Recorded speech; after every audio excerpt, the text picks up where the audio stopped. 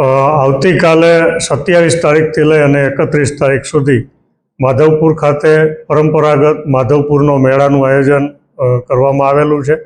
આપણે સૌ જાણીએ છીએ કે ભગવાન શ્રી કૃષ્ણ અને રૂકમણીના વિવાહ માધવપુર મુકામે થયેલા અને ત્યારથી આ પરંપરાગત મેળો વર્ષોથી અહીંયા ઉજવાય છે. મેળામાં ખૂબ મોટા પ્રમાણમાં લોકો માહલવા માટે આવે છે.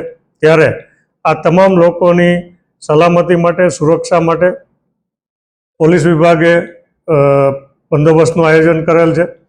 ખાસ કરીને બંદોબસ્ત ડિપ્લોયમેન્ટની વાત કરીએ તો આની અંદર અમે 7 ડીવાયએસપી, 18 પીઆઈ, 78 પીએસઆઈ, 763 પોલીસના જવાનો, હોમગાર્ડ જીઆરડીના 535 અને ટ્રાફિક મેનેજમેન્ટ માટે 57, આમ કુલ 1458 અધિકારી અને માણસોનું ડિપ્લોયમેન્ટ કરેલ છે. કુલ 8 ઝોનની અંદર આ સમગ્ર બંદોબસ્ત છે એને વહેંચવામાં આવેલ છે. આ ઉપરાંત રાઉન્ડ ધ ક્લોક મેળા ઉપર નજર રાખવા માટે 140 જેટલા સીસીટીવી કેમેરા પણ લગાડવામાં આવેલા છે, જેનું પણ પોલીસ કંટ્રોલ રૂમ દ્વારા સતત મોનિટરિંગ કરવામાં આવશે. ખાસ કરીને મેળામાં આવતા મહિલાઓની સલામતી માટે અમારી 3 સી ટીમ છે એ સતત ખડે પગે ખાનગી કપડાની અંદર રહેવાની છે. આ ઉપરાંત પીક પોકેટિંગ કે અન્ય આવારા તત્વો ઉપર નજર રાખવા માટે અમારી 3 સર્વેલન્સની ટીમો પણ સતત મેળાની અંદર હાજર રહેશે. ખાસ કરીને સમગ્ર મેળા ઉપર નજર રાખવા માટે અલગ અલગ વોચ ટાવર્સ પણ રાખવામાં આવેલા છે અને પાર્કિંગ ઉપર પણ પૂરતા પ્રમાણમાં પોલીસનો બંદોબસ્ત રાખવામાં આવેલ છે.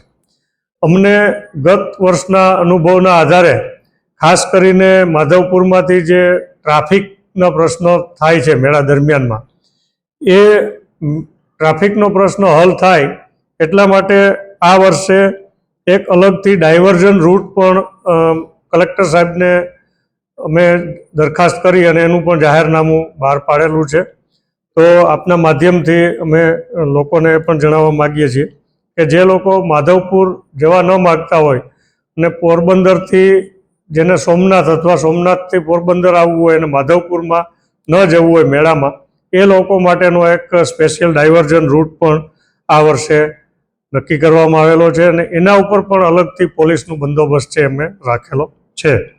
તો આ જે ડાયવર્ઝન રૂટ છે એની વાત કરીએ તો મોચા ગામથી કળોચ, બગસરા, ઘોડાદર, સરમા, સામરડા, મેખડી, વાડલા ફાટક થઈ આજક અને આંત્રોલી હાઈવે ઉપર આ ડાયવર્ઝન રૂટ છે અમે આપેલો છે. ગૂગલ મેપ ઉપર પણ અમે પ્રયત્ન કરીએ છીએ કે આ ડાયવર્ઝન છે એ બતાવે, જેથી બહારના લોકોને પણ ગૂગલમાં જ્યારે સર્ચ કરે તો આ ડાયવર્ઝન છે એ યોગ્ય રીતે બતાવે. આમ સમગ્ર પોલીસ વિભાગ દ્વારા 5 દિવસના મેળા દરમિયાનમાં લોકો શાંતિથી મેળો માણી શકે અને કોઈ પણ જાતનો અનિચ્છનીય બનાવ ન બને એના માટે પૂરતો પોલીસ બંદોબસ્ત રાખવામાં આવેલો છે.